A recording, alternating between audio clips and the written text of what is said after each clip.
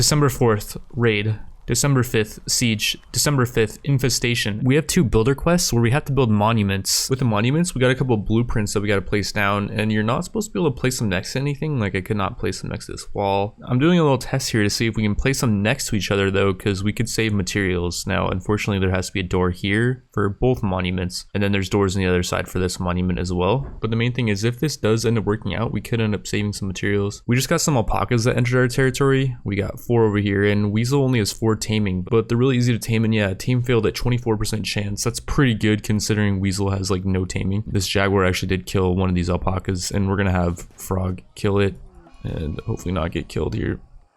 Okay, he actually could have got tagged there. That was a little bit sketchy, and these jaguars do not mess around. Or never mind, actually we killed it with that hit. But yeah, the goal is to tame up some of these pack animals, and yeah, we actually tamed the second one at a 24% chance. Pretty lucky. Once we tame all 4 of these alpacas, we're gonna go on a pretty massive trade mission to some of the nearby colonies. Speaking of animals, this rhino self-tamed, which isn't super amazing or anything. It's not a pack animal, but we can train it up so that we can ride it, so that'll be a decent amount we can use in combat. They're also pretty quick, 5 movement speed. We also got a low psychic drone, so that's gonna lower the mood of all of our males for -12 mood. However, literally right after we got that, Abibel decided to throw a party, and so that's going to raise everyone's mood, which should end up countering the psychic drone at least a little bit. And yeah, it's in our main rec room area where we have this beautiful statue, this masterwork jade large sculpture, and everyone's beauty is going to be completely full now, at least for a bit. And yeah, they're all going to have gorgeous environment for 15 bonus mood. And yeah, as you can see, like, we'll just cycle through everyone's mood. Weasel's decent, Abibel's really good, Yokroi's really good, Takamu's pretty good, and Frog's pretty good as well. So yeah, we're not really in range of having mental breakdowns right now. The party was finished, and yeah, 8 bonus mood for 10 days for attended party for Abibel. Weasel gets 6, he had a decent time. Yokroi gets 8, Takamu gets 8, and Frog gets 8. So yeah, the psychic drone just got instantly countered. That was pretty cool. Our prisoner Griffith is also a woman, so it's not affecting her, and we're lowering her resist by a decent amount actually, 1.3 for talking to her. She's also sweaty. We could actually fix that by giving her some ventilation in this room, and she's also got tattered apparel. We could also fix that. We just need to make her like a tribal wear, because yeah, her equipment is really low in durability. I think when it's below 60%, it can go tattered, and they don't like wearing tattered stuff. The reason why I care about her mood is that if she does have a better mood, then we're gonna get more resist down each time we talk to her, and we'll be able to recruit her more easily. And oh heck no, this panther is attacking Alpaca 2 for food. And ooh, that was actually close. Frog almost got eaten alive by the panther. Well, it wouldn't have got eaten alive instantly. It would have taken a few hits, but there's a lot of nasty creatures in the jungle, and we're trying to keep our area clear right now. I thought I had it clear, but that panther got past our lines, I guess, and that's not good. So as Frog was hunting some of these rhinos for some meat, which, because we're fully out of meat right now, they both revenged, but it looks like he's actually outrunning them. Okay, I was gonna have Frog drag them over to our maze. And ooh, he headshot the rhino through the embrasure. 2 hits through the embrasure. Very nice. Oh, no. Okay, that's bad. Frog got tagged really hard there, actually. I wasn't expecting him to run that way. Thought he would run through the maze, but that was apparently the quicker way to run. And ooh, he almost got tagged there too. That was definitely not the play. I should have just kited these guys in the open. After tagging them a few times, I guess they just moved slower, so that's why I was able to outrun them. And the second rhino's dead. That'll be a lot of meat we just picked up. So if you guys notice, we did not build deep into the mountain, and the reason for that is there can be infestations like this one that just happened. If we toggle roofs, we can see this dark green is overhead mountain, the light green is just rock roof. It's okay to build under rock roof, but overhead mountain is no bueno. And by the way, I just walled in our food supply because Takamu is on a food binge. He's pigging out right now, and he'll eat whatever food's on the ground, and so I just walled off our pemmican, and 2 pieces of these walls are inside of the overhead mountain, and that may have been enough to trigger the infestation. Every once in a while there's just a chance that an infestation can happen, and actually in dev mode there's a thing where you can draw the infestation chance, and there's a really high chance over here because it's a really light blue color, and I'm wondering if that's because we put these walls here. There is actually just a base chance over here as well, and I think it's because we walled the insect hive off on this side. And I guess we have a wall near this overhead mountain. But yeah, we're gonna have Frog and Abibel start shooting at these insects, and they're probably gonna revenge. Yeah, they're all actually going into attack mode. We're just gonna kite them towards our main defense area, and oh, Takamu's not a good spot. I think if they attack him though, it will take him out of his mental state. And oh no, they're actually attacking our alpaca too. And yeah, Takamu got knocked out, and they knocked out our llama too. How about our rhino though? Are they gonna attack our rhino? They wouldn't. Wait, they are. Okay, the rhino can probably just take out these insects by himself maybe. He's getting tagged a lot, but he is really tanky. And our colonists don't want to shoot because we could hit our animals here. We'll just have them go melee, I guess. Or wait, no, back off. Alpaca 2 is in pain shock now. And no frog run. Over here, a Beeble and Frog are taking out one Spelopede. Okay, they got it. And the rhino is just tanking still. He is just not wanting to go down. And I think that's it for the insects. We took them all out. The rhino is bleeding really bad. He's gonna die in 7 hours. And meanwhile over here, Takamu's got 8 and this alpaca's only got 3. Oh no. We got everyone tending right now. Yokuroi only has 2 medical. He should be able to save this alpaca. It's got 5 hours. Meanwhile over here, a Beeble is tending this alpaca and it's got 2 hours. It's got extreme blood loss as well. I'm not sure if we're gonna be able to save it or not. The rhino should be okay though. Weasel is tending it up with his 4 medical, and yeah, it's looking like it's gonna survive. It's only got moderate blood loss, although it does have a lot of wounds. Okay, it went up to severe now. Although it's gonna die in 8 hours now. It's only bleeding at 129%. This actually looks pretty good for the rhino. It should survive, I think. And the alpaca actually as well, it's, oh, okay, never mind. It's not gonna bleed out. This one's got 6 hours, but yeah.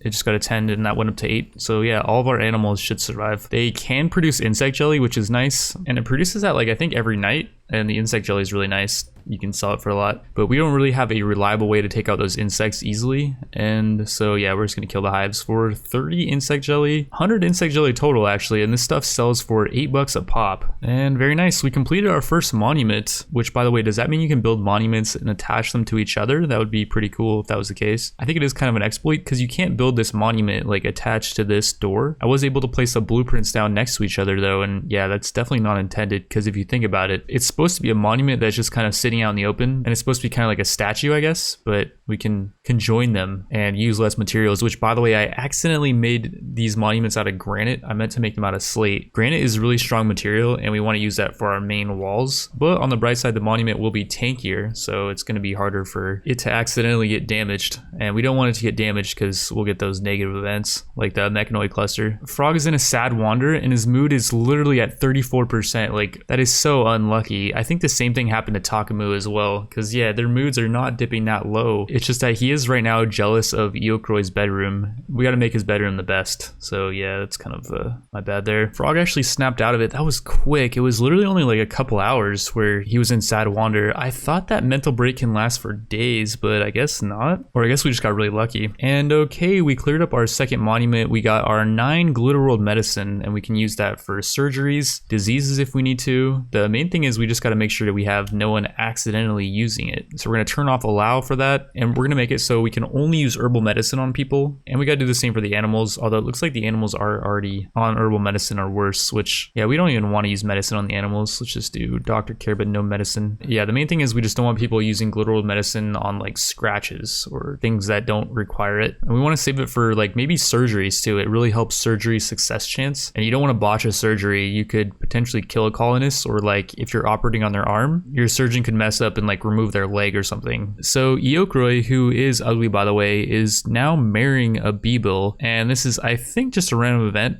And okay, they just got married. This random event will happen to people that are in love, and it's a really good event. It gives 40 bonus mood for 30 days to Iokuroi and Beeble. Also, whoever attended the wedding, which is everyone else, gets 20 bonus mood for 10 days. So yeah, everyone's mood is going to be really good, and we should expect some inspirations coming soon. I also did notice while that whole marriage ceremony was going on, we were not getting the bonus for having a really beautiful room, and that's because there's just tons of blood and dirt everywhere. Man, we didn't really have anyone on cleaning duty, but yeah, we're gonna put Weasel on cleaning duty, and he's gonna clean this room up, and that should definitely restore this room back to its former beauty. Yeah, each time you clean something, the beauty is going way up, and it's back up to 7 point 8, 9, back up to almost 10 beauty again. All right, we're now on day 30 and our wealth is getting pretty high. We're at 36k wealth, mainly due to the fact that we have a ton of items just lying around. Our item wealth is over 20k, and yeah, we really need to go on a trade mission. We're now getting raided by a pretty substantial raid, and actually, yeah, we're gonna have Takamu over here start casting burden on these guys. We cast it on their mount, and that's gonna slow down Zagu. Let's get Lokroy over here too, or Eokroy, and yeah, we just killed that guy. Very nice. Mount is actually attacking our door. That's not good. And crap. The freaking bird broke through. That's not good. Oh wait, it's running away. I think since we killed its rider, it was just trying to escape. And yeah, let's get a weasel over here with the Thrumbleholm, by the way, which hits really hard in melee. And we knocked out Llama, who is actually magically gifted. That's really good. She is volatile though, so she has a really high mental break threshold. And so she's pretty much always going to be having mental breakdowns, although she does learn a bit quicker. Now I think about it though, since she's a minor passion for intellectual, we could just have her full-time research, and we could put another research bench in this main room. And if she's in a really beautiful room, her mood's always going to be really good. And so it should not be too hard to keep her from constantly having mental breakdowns. So we had this anima tree that was pretty far away from our main base. It was way over here. Takamu kept going all the way over here to meditate to it, and it was really annoying. After destroying the tree though, it let out an anima scream, and that's going to give -6 mood for 5 days. I think it will regrow itself though eventually, and hopefully it will regrow itself inside of our borders, so Takamu doesn't have to go across the map in order to meditate to it. So we just had this pretty crazy transport pod crash where Nails has actually only got 3 hours once she crashed, and now it's down to 1 hour. It's taken quite a while for us to get down there because she's literally on the opposite side of the map. And I mean, we left the base immediately, and yeah, we finally got Frog down here, and he's gonna rescue Nails, and now he's gonna try to tend her wounds on the spot. We dropped down the sleeping spot, and then we made it the medical bed. She's only got 0.7 hours, and okay, Abibel just made it down here. We're gonna have Abibel tend Nails' next wound. We tended the neck, and now she's up to 1 hour. Okay, that's really good. We'll have Frog stop tending, and we'll have Abibel tend. So Abibel's got 2 more medical than Frog. She's bleeding pretty hard. She's got 0.9 hours, although she's only got 3 wounds, so maybe with this tend, yeah, she's got 2 hours now. I was getting ready to use a gluteral medicine to save her, but we don't need to do that. Nails should survive here, and Nails is actually pretty solid. We just popped her down in our storage room, which, by the way, we have a ton of these smoke leaf leaves just lying around. We definitely need to make these into smoke leaf joints because they're going to go bad in, I guess, not that long, 18 days. These ones only have 10 though, and yeah, we're making a drug lab right now so we can make those smoke leaf joints quicker. We could just make them at a crafting spot, but it's way slower to do that. But yeah, Nails has a minor passion in intellectual, so that's another researcher. But yeah, Nails has a minor passion in intellectual, so that could be another potential researcher that we're about to pick up, which is great. We want to get that endgame tech as quickly as we can. She's also volatile, so she will learn it quicker. She just has a really high chance to have a mental breakdown, which we can counter that again by putting her research table in this room. As far as recruiting her, she is a space refugee of the Northeast Omitithian, and we've actually pissed those guys off quite considerably by making their trader in the last episode attack a bunch of rhinos, and the rhinos killed most of their trader. If a faction's people die within our borders, then that pisses them off, even if we didn't kill them. She could end up joining us, or we could take her prisoner, which would really upset the Northeast Omitithian, and I don't know if we want to piss them off because they are still neutral to us, even though they are really negative neutral. But since they're neutral, we can trade with them, and they're not that far away, at least not to the point where it's impossible to get over there. Like, we definitely could make a trading mission and get over there, and they're fairly advanced. I think I'm pretty sure they have some decent mid to high level equipment that we could possibly get.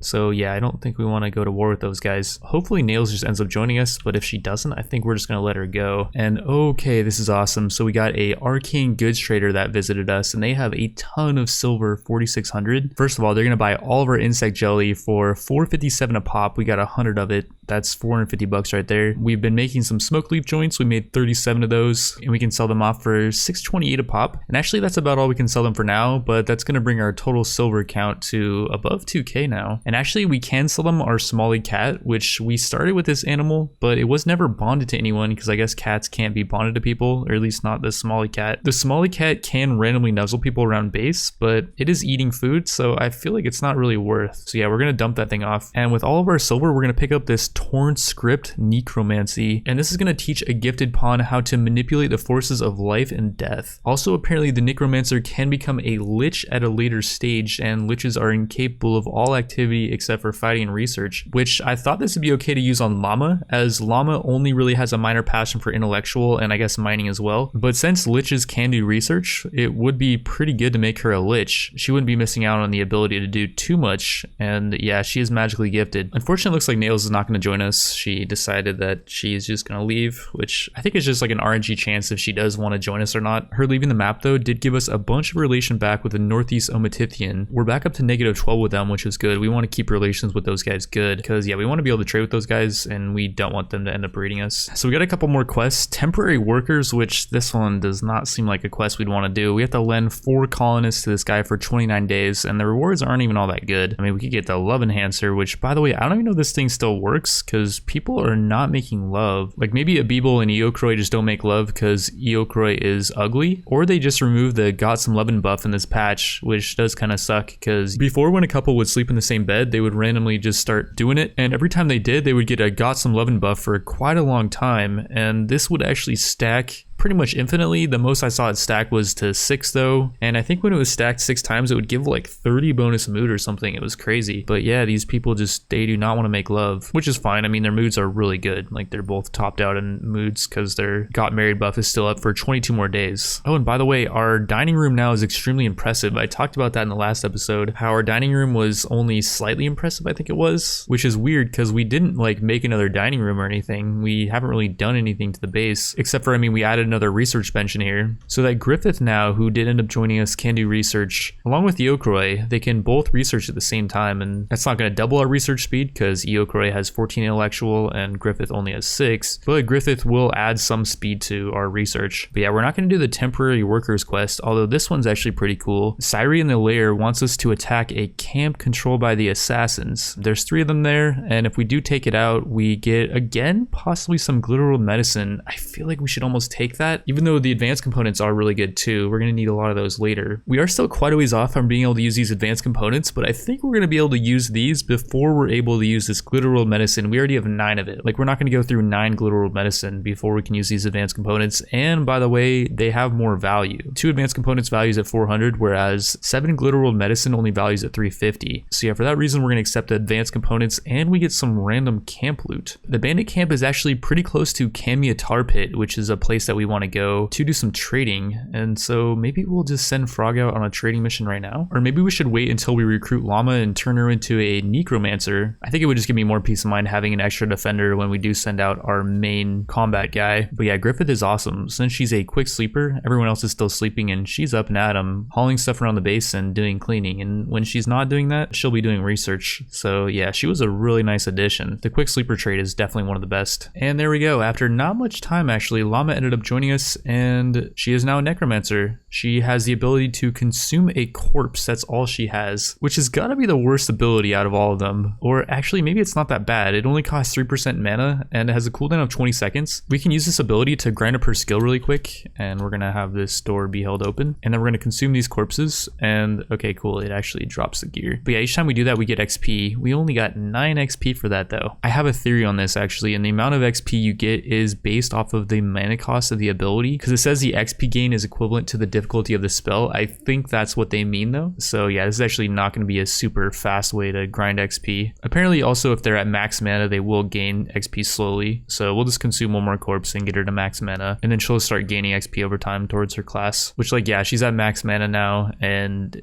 she's gaining XP pretty slowly. I'd say it's like 1 XP every in-game, I don't know, 20 minutes maybe. I had Llama devour the last corpse, and by the way, that person had some really decent flak gear. I didn't even notice this, but it's all good, and it's tainted, so whoever uses it is going to get a huge mood debuff, because they don't like wearing equipment that belong to a dead person. Or, by the way, since Llama is a necromancer, she does not care about wearing tainted gear, so we could just give it to her, although her fighting's not amazing. I mean, she does have a minor passion for shooting, so we could turn her into a shooter eventually. It would just take some time. Another cool thing I just noticed about Llama being a necromancer is she learns quicker. She learns 40% quicker, and she also has a lower mental break threshold, minus 10% on that, which is going to kind of counter volatile, which increases it by 15%. So she's only got a 5% higher chance of mental break versus normal colonists. Like, here's her mood bar, and then here's Weasels. So yeah, overall I think that was a really good play. So this is what I was worried about, and we just sent Frog out with our flak armor, by the way, and we took out our Rhino. Overall, this was was not the most optimal timing. We hit Srika with a burden, and by the way, we actually wounded Circa. Question is, do we go out there and retrieve him? I think we probably should try. Oh, never mind. These guys are in our maze. We can't actually save him, and it does suck because he's only got 3 hours to live. We're gonna have Weasel come out here and start mailing down. Holy cow, huge hit on Hawk, by the way. And actually that's gonna be enough. They're gonna try to escape. MK is actually gonna try to knock down this granite door, and we're gonna have Weasel come over here and knock her out. And meanwhile, we need to have a Beeble capture Srika and save her.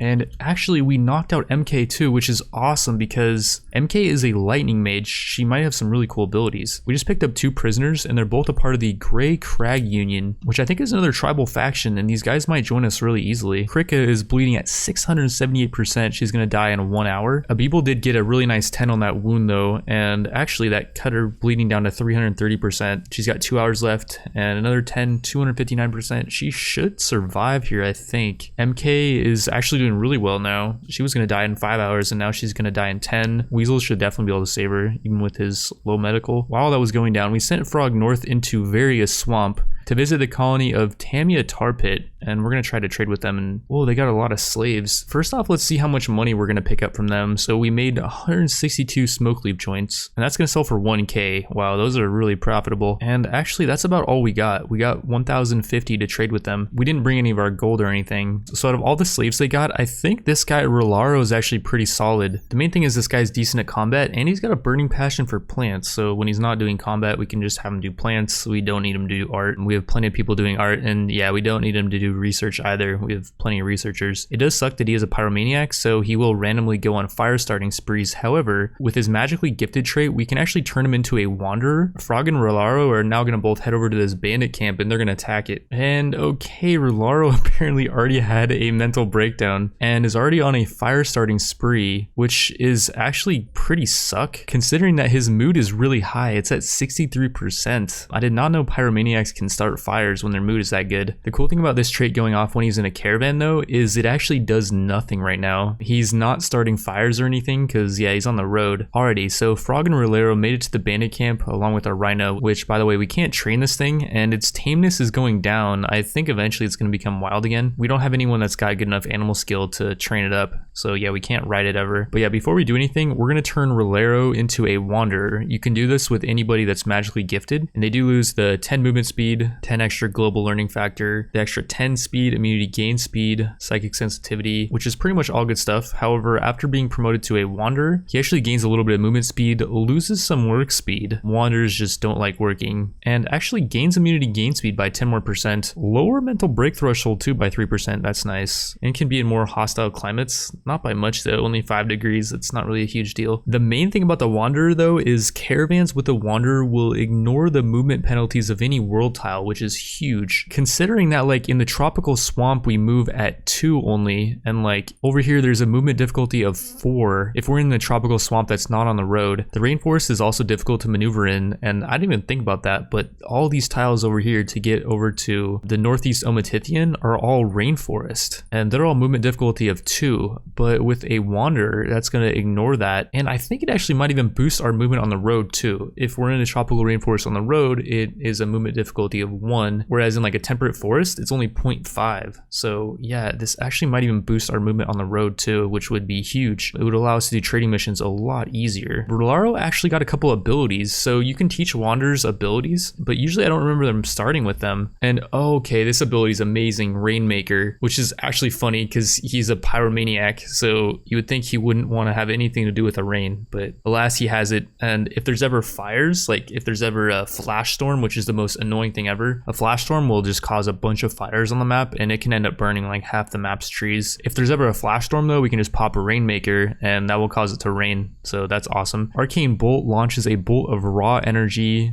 and will slowly grow in power based on the caster's magic level, which yeah, this is actually gonna probably suck. I don't think his magic level is gonna go up too quickly. He's at level 0. He can also cast invisibility, become invisible for 20 seconds. This one does not seem too amazing considering that I think if he attacks it will break the invisibility. It only lasts lasts for 20 seconds and the cooldown is 300 seconds, so it's not like super OP or anything. But yeah, we're gonna have Frog and Rolaro come in here and actually just completely destroy this camp. Although Schluter is, yep, he's a magic user. Oh, we just tagged Frog hard with, I don't know what it was that he shot at us, because yeah, these guys all have only melee weapons. This is a really easy quest. The only issue is there's a turret down here, but it's completely blocked off if we just attack from the north. So yeah, we're gonna have Frog and Rolaro just kite these guys, and Rolaro doesn't actually have a ranged weapon. He can't really do anything. And there we go. We knocked him out. Robbie is trying to flee.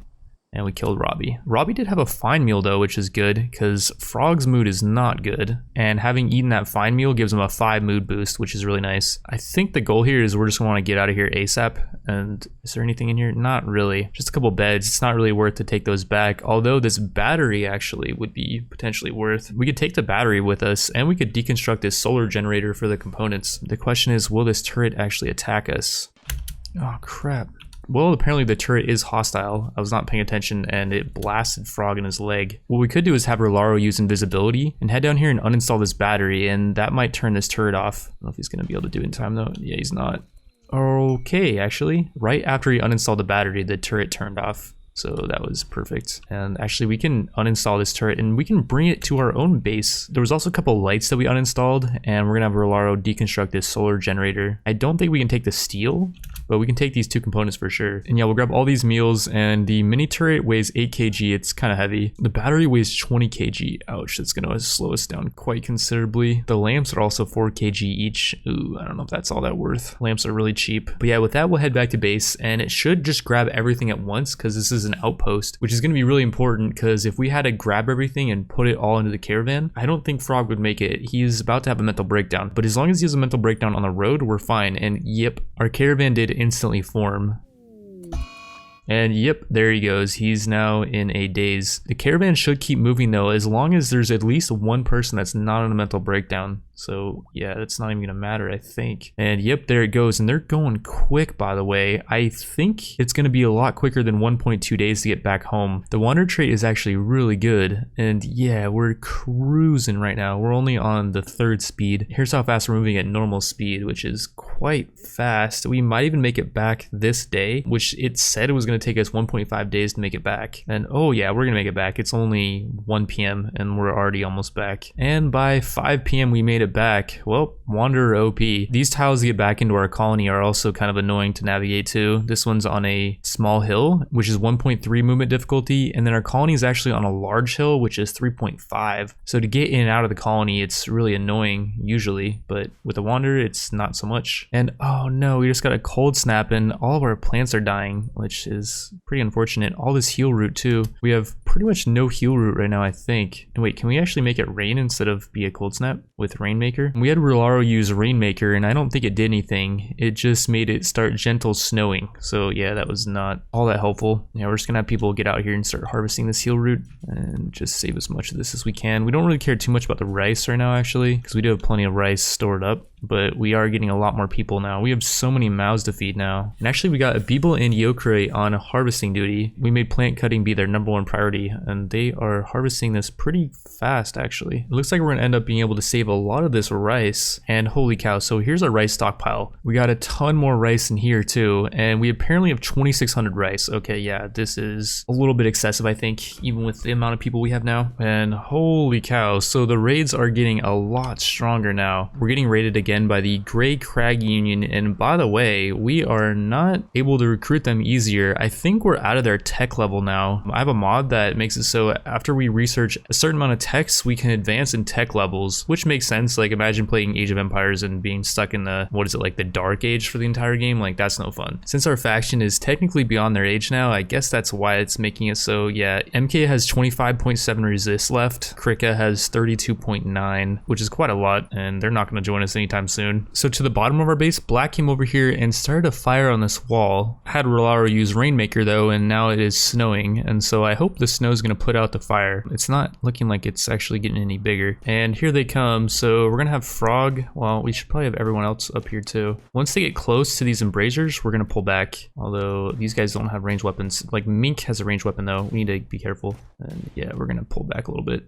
We need Frog to get up here, and then Rolaro get up here too. They can shoot over each other's shoulders and stuff. Oh, Frog just got tagged. That's unlucky. Through the embrasure. Good shot by whoever that was. Oh, careful, Frog. Oh, Frog got tagged again. That was a mistake to get him that close up to the embrasure. We also have a palm tree over here in the way. That's something we need to remove. But yeah. Mink should... Okay, Mink hit Rolaro through the embrasure. I thought we had better cover than this, but apparently not. We're going to pull back. Iokari got tagged too. And now they made it to our Rhino. And we're going to have fun fighting the Rhino. I don't know if we have people come up here and start shooting at them. Like maybe we do. It's scary.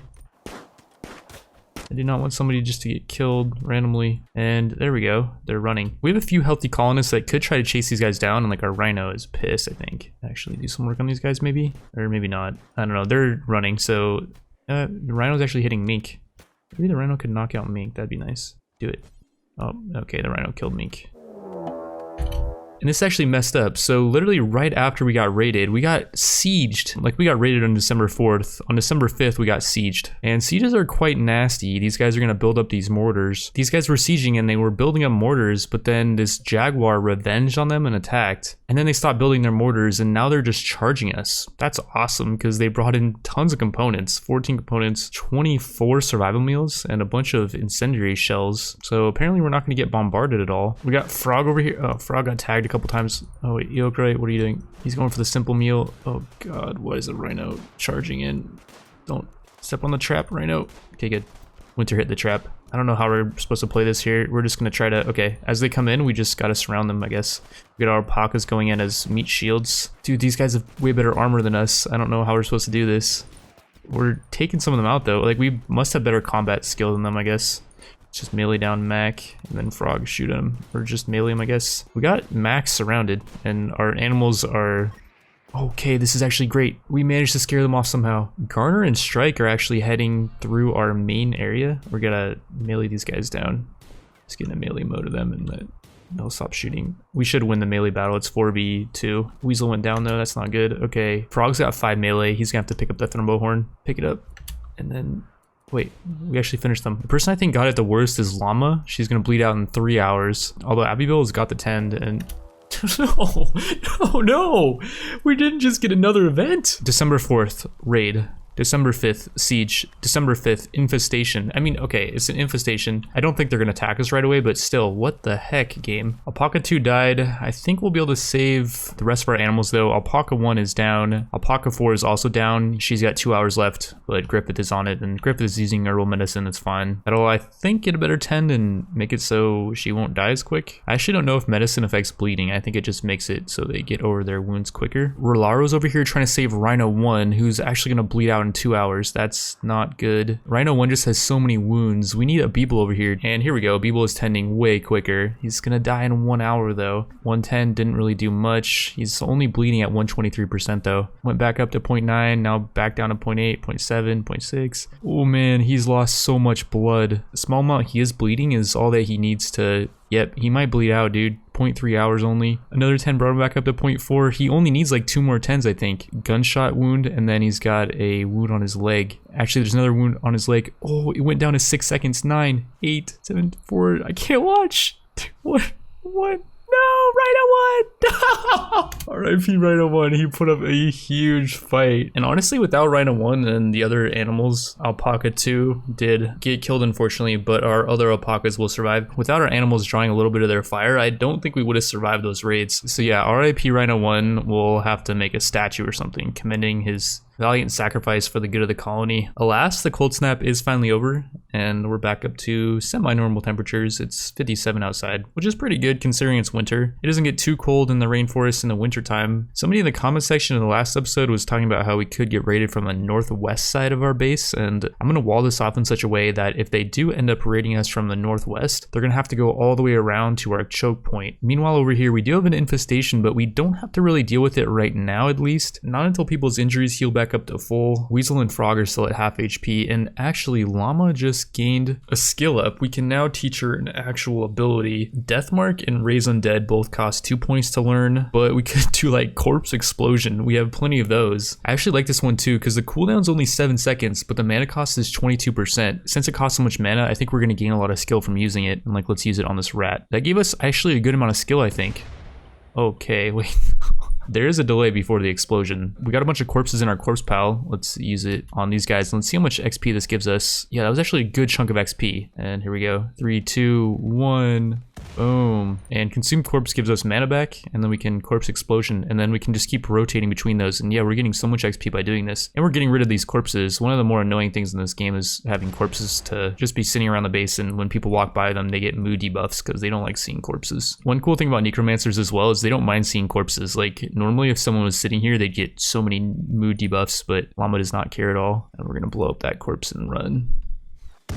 And after blowing up not even that many corpses, we're almost at level 2. That is actually really cool. Llama's gonna level up really fast as long as we have corpses to use. But yeah, with that, I think we'll end this episode, and the next one, we're gonna have to deal with this infestation. As far as our tech, we have researched a few nice things. Like we got electricity, we built this wind turbine, and we just haven't really been able to do anything with it yet. We haven't had time, as we just researched it before we started getting raided just non-stop. Once we do get our electrical system set up though, we'll move this turret to our main choke point, and we might use that to help us take out the infestation. Here's our techs. The ones we researched are in green, and the main thing is we're going over towards microelectronics. We want to be able to get the high-tech research benches up ASAP, because with high-tech research benches, you research at 100% speed versus the ones we're using now are only around 75%. I guess room cleanliness slows down our research speed slightly as well, so we're going to want to clean up our main room. But yeah, with that, we'll end episode 2, and if you guys liked it, then drop a like. Thank you all for watching, and I will see you in the next one.